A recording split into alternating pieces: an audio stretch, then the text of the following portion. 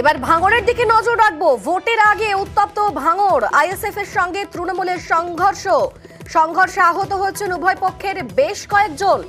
দক্ষিণ 24 পরগনার ভাঙড়ের হাতিশালার ঘটনা, কিন্তু কি নিয়ে এই সংঘর্ষ? আমাদের সঙ্গে রয়েছেন প্রতিনিধি কল্যাণ বলতে পারবে। কল্যাণ, কি নিয়ে সংঘর্ষ, কি ঘটনা? একেবারে কল্যাণ, শোনা যাচ্ছে?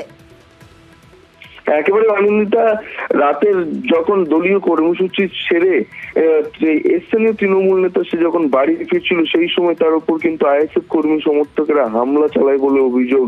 এই ঘটনায় কিন্তু উভয় পক্ষের বেশ কয়েকজন আহত হয়েছে। খবর পাওয়ার সঙ্গে সঙ্গেই কোলাঘাট থানার বিশাল পুলিশ বাহিনী তারা ঘটনাস্থলে যায় এবং সেখানে গিয়ে পরিস্থিতি নিয়ন্ত্রণে আনে।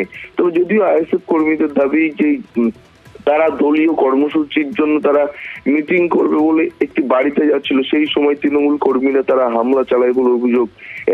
একে অপরের উভয় পক্ষের ওপর দোষ চাপালেও এই ঘটনায় কিন্তু উভয় পক্ষ কোলাঘাট থানায় লিখিত অভিযোগ দায়ের করেছে। পুলিশ লিখিত অভিযোগের ভিত্তিতে তদন্ত শুরু করেছে। বেশ, ধন্যবাদ কল্যাণ।